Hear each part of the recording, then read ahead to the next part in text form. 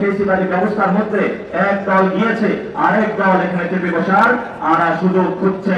এই ইলেকশনে তাদের যে স্বপ্ন, ইনশাআল্লাহ আমরা এখানে সাপলাগুলি বিজয়ের মাধ্যমে তাদের সেই স্বপ্নকে ভেঙে দিব। আরেকটি দল যারা হলো বিদেশে বসে বসে চক্রান্ত করছে বাংলাদেশের বিরুদ্ধে।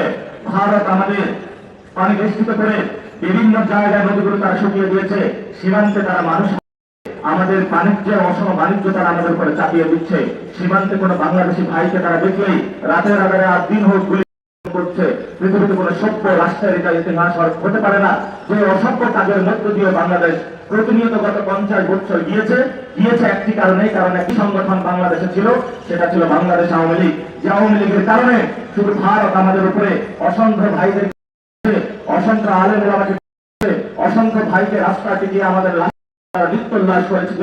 কিন্তু আমরা অপেক্ষা করেছিলাম যে বাংলাদেশে একদিন সময় আসবে, বাংলাদেশের জনগণ ঘুরে দাঁড়াবে।